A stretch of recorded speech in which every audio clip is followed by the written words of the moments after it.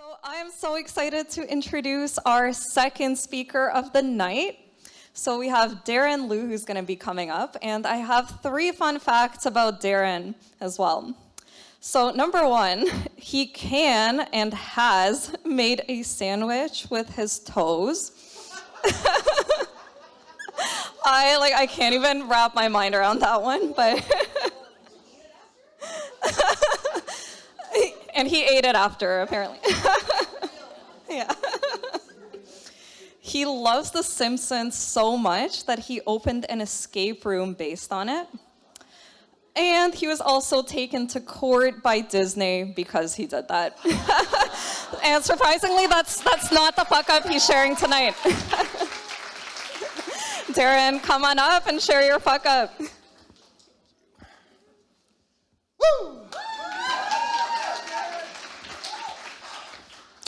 So thank you so much for everyone coming out. This is so excited to do this. I can't even hold my breath. It's not good. Woo! Thank you so much, Marsha. Thank you everyone so much for coming out. This is such a weird and surreal thing to be talking about fuck-ups again. I'm not too sure. A lot of you are here for the first time. So yes, we've done this before too.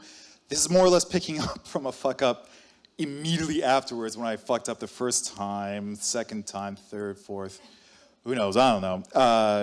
A lot of fuck-ups. This is more or less chapter 2. But first off, who am I? Yes, as I was introduced originally, the Geary Art Crawl is an art festival that takes place on Geary Avenue. That took place just 2 months ago. If I look exhausted, it's because I'm still kind of recovering from the festival, so apologies on everything. I'm getting a little vulnerable already. Also, big on Bloor, do West Fest, a lot of different art events is my forte. So I produce things that immerse the public into weird environments. I work with artists, I work with musicians to present these public gatherings. So obviously the pandemic really sucked because public gatherings were not allowed. On the side of that, I also run an art studio space on Geary as well too. 16 artists rent out shared studios that I've retrofitted a warehouse and shipping containers to host these artists. We're not talking about that today. We're talking about this art thing that I started about 10 years ago called Creatures Creating. It was a series of art events, not art exhibitions. That's what I told all the people that we were hosting. We pop up in yoga studios, abandoned warehouses, retail basements, pretty much anywhere that we were able to, sometimes not able to, actually do these events, we would come in. These parties. We would have art, but we'd also have these concerts and a lot of drinking. A lot of drinking. We were getting pretty popular. So fast forward, we were getting so busy that I decided to open up a physical retail store, having a full-time Creatures Creating business.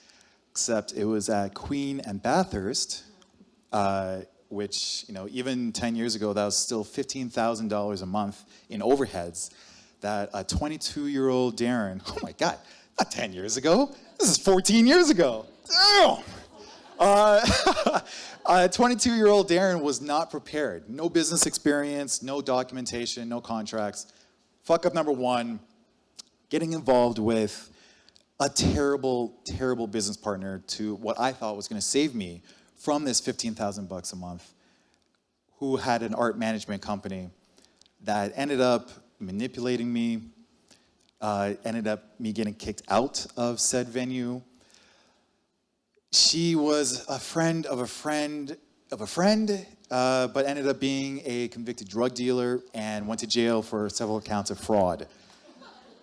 Reprogramming, doing reform, I'm all up for that. Who you are is who you are, but if she continued to being just the devil. And I got fucked. That was definitely fuck up massive number 1. And it felt fucking terrible. Young is young, but when you're 22, you don't realize oh yeah, I'm older, I'm an adult, I could do this, I'm capable. No, I was not capable. I had no idea what the fuck I was doing, but what I did know was that I was taken advantage of. Somebody that I thought I had trusted did me wrong. And it's one thing thinking that there's evil people in the world. It's another thing thinking that you don't have the ability to see that, to understand that, to move around that. So that really struck me to the core. Let alone that this place also completely ruined me. I had not a cent to my name. By the end of this, because I was putting so much of myself into this, I was living there. So by the end of this, she actually got me kicked out from this property. I'm broke, I'm homeless, and I don't have a purpose. I have no idea who I am without this space. So I'm pretty desperate.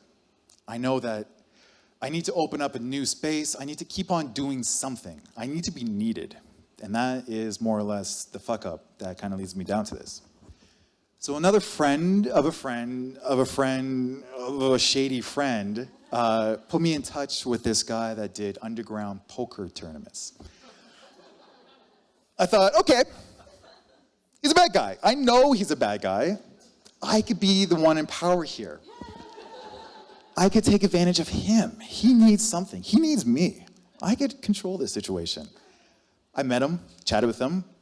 He and I actually both did caricatures at Wonderland. So he was also another artist that was now doing poker tournaments illegally. Again, I'm in control though. I know what I'm doing. I'm 22. I'm an adult. I have ages beyond my years. So we made a bargain.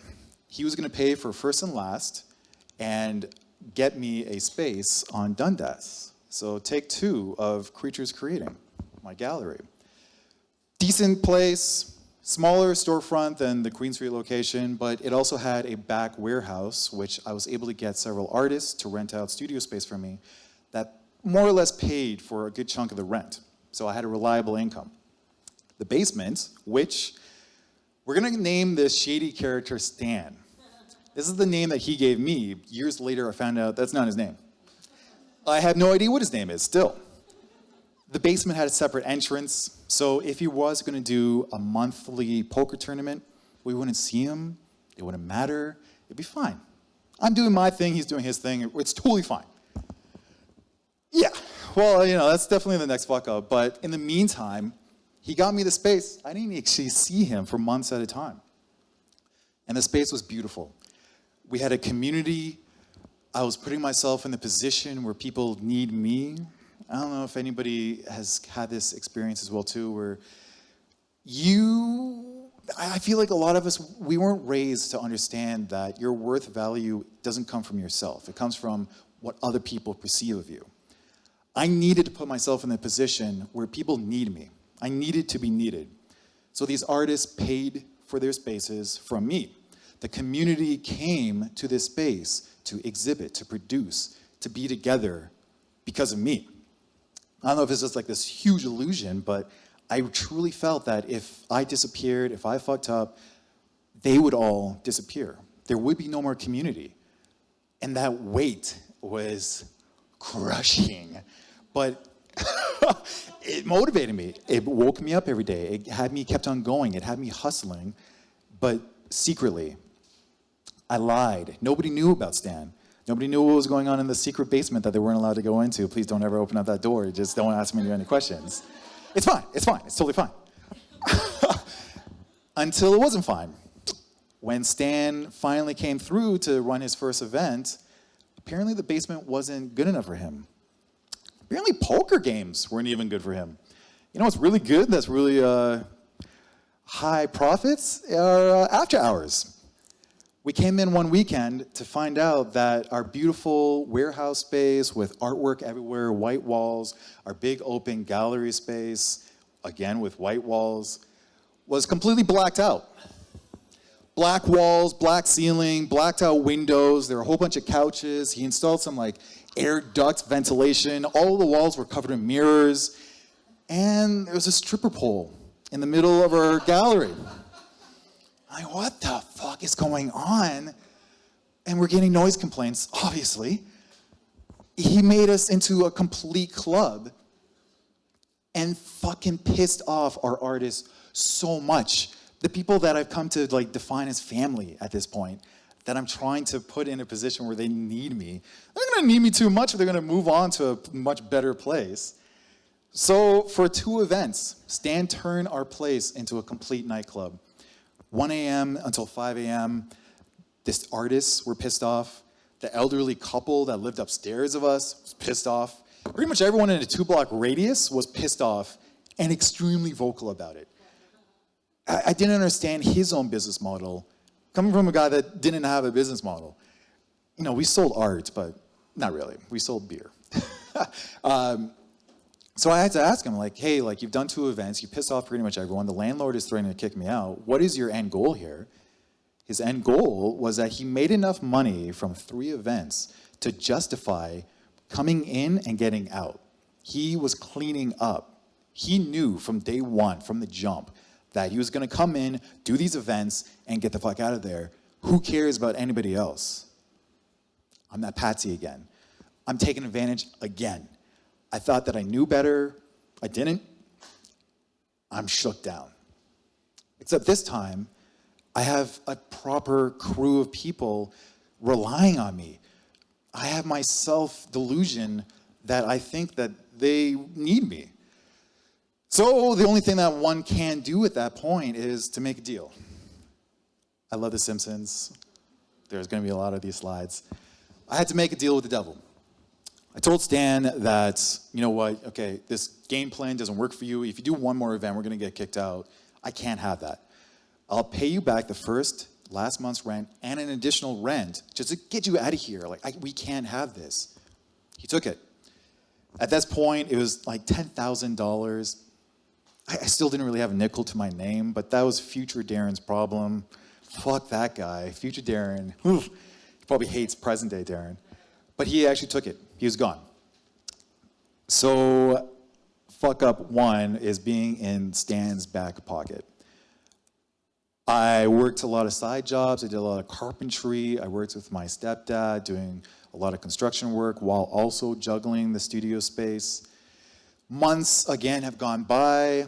I'm saving up some money, not too much, and not hearing back from Stan, but keeping this burden. At this point, people think, the artists, that this is like a one-time thing, that he was gone.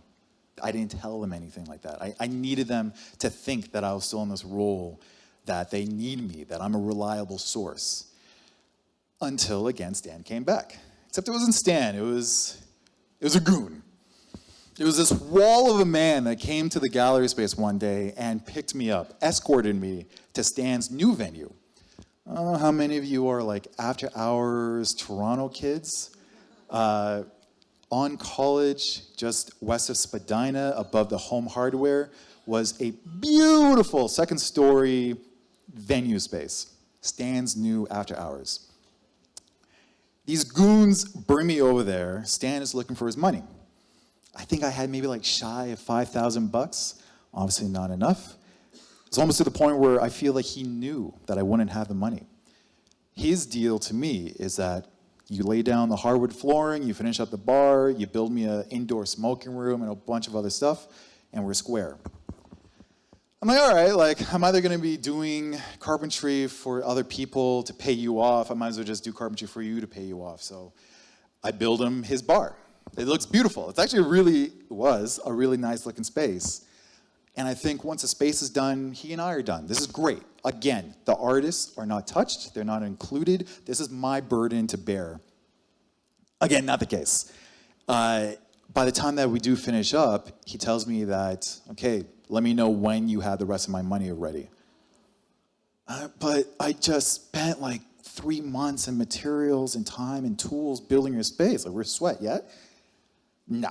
The wall of the man now holds me down and pummels me to show that Stan is serious. I don't know if any of you have been in a fight. I most certainly have not been in a fight. This wasn't a fight. This is held down and expertly beaten without any bruises, broken bones, or losing the ability to walk.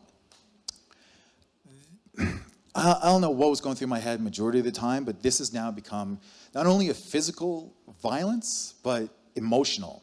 I felt that this might follow me, that this violence might attach itself to the artist, to the family that I've built so hard to come back on. Am I getting emotional here? What is going on?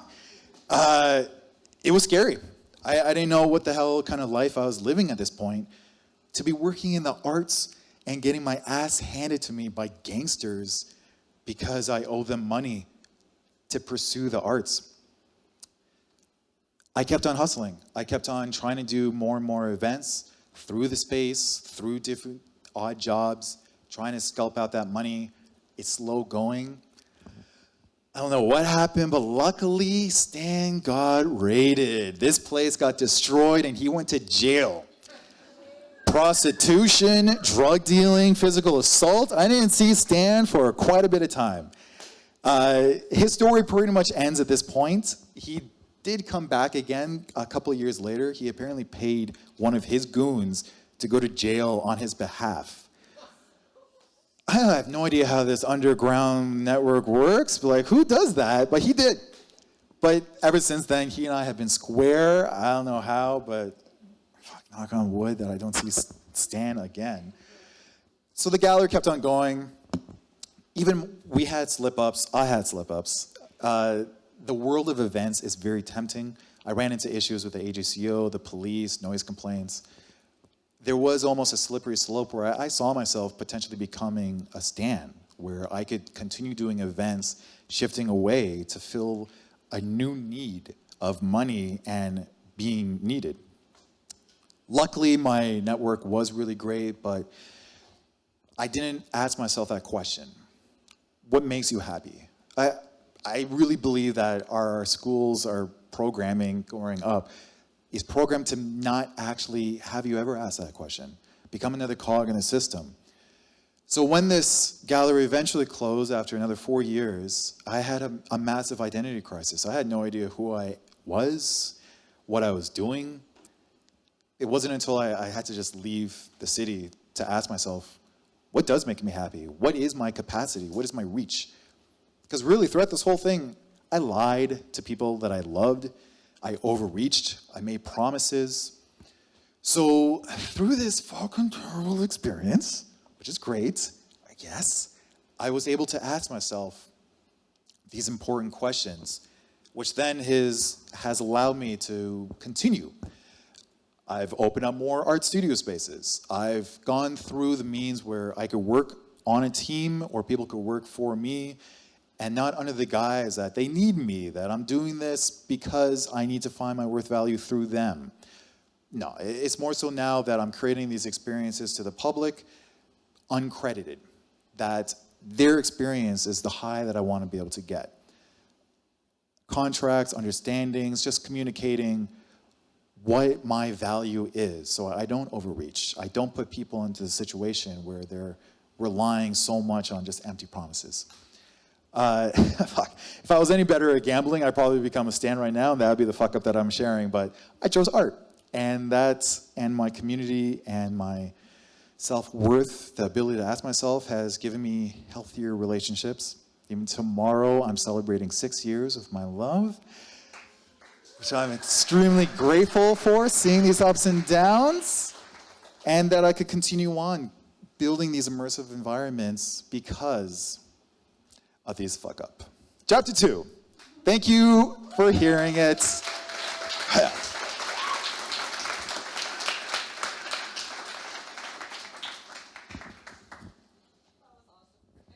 Yes. That was incredible. I was like on the edge of my seat the whole time, even though I've heard the story like leading up to the event. It's just like unreal.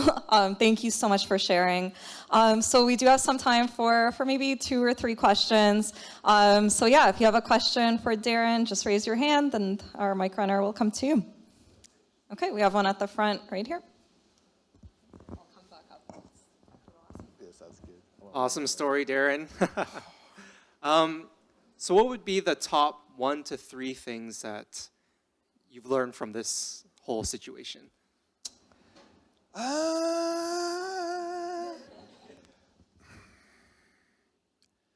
whole thing about like no one is an island. I was extraordinarily lucky to have such a fantastic community of creators that were around me. Like that's really rare, especially a newcomer to the city as well too. Like I didn't really know anyone. The lies, the dishonesty, like keeping everything, thinking that I needed to keep everything to myself. When really, like, if I just shared it with them, if I just like had an open, brief conversation, they would have told me that it's not that important or they're not that fragile. They could exist without me. I could be a part of something that I don't need to lead. That would have saved me so much grief and so much internal bleeding, really. Yeah. Did you say 1 to 2, 3? 1 to... Oh. I mean, some self-defense classes, maybe clench up, like, Jesus Christ. Woo. It's terrible. The fragility of other people and, like, finding out your self-worth. I mean, that's a huge question, though, and it's still an ongoing thing. I have to ask myself every single day, does this make me happy? Am I finding my self-worth in this? I stumble quite a bit answering that question or not answering that question, so... Yeah, I don't know, tattoo on the forehead.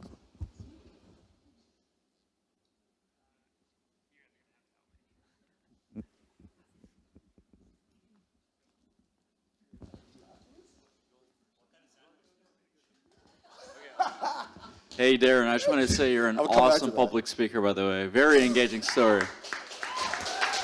Y'all drunk? Thank you. My question is, like, it's awesome. I think this is a story of perseverance, to be honest. But, after being screwed over multiple times, what would you say you've learned? Like, are there any pointers in, like, now reading new situations, reading people, knowing who to trust, who to not, This might sound super pessimistic. I think the biggest takeaway is that don't trust anyone and don't trust yourself. At the end of the day, like, we could all make terrible decisions. There are, a professional sense anyways. If I can't trust myself to make a proper decision, then, there's a method to it. Can you actually do this? Do you have the funds to do this, the time to do this, the energy to do this? I can't trust myself from that. I have to ask myself those questions. If I can't trust somebody else to do that as well too, then like you have to kind of like more do it in a practical sense. I think that would be my biggest takeaway of just don't trust anyone or yourself. Awesome. Thank you so much. It was a ham and cheese sandwich that I made with my toes. And I think this is the last question or one more? Yeah, to build on what he said, I really do think it's a story of perseverance. I think one of the very underrated highlights here is that you started a gallery on and on again, right? You didn't give up after the first one failed. So my question is, how did you pick up yourself up after each time? Even why, right? It was a terrible reason why. It was generally because, I mean, like I'm of immigrant parents. They kind of hammer in you that hard work is the way that you have success out of life. Like that's, why am I doing a Canadian voice? Boy, hard work can be the way of life. That's the dumbest shit ever. Like you work smart, not hard. But that was my understanding. So when the first gallery failed, I thought I would have to really work hard to get it back again. And again, finding my worth value out of other people. So like, honestly, it's unfortunate, but a lot of the times the gallery continued on because I needed to continue on. My identity was so wrapped up into it that if it didn't continue on, it gets dark. And it got dark. So only after like just dipping the country and being able to ask myself, like, what does make me happy, of public gatherings through immersive events, was I able to reapproach things. And I didn't do the gallery. I still don't really do a gallery. The space is just strictly art studios. And then time to time, the festivals kind of bleed into it. Thank you, everyone. Thank you. So I do want to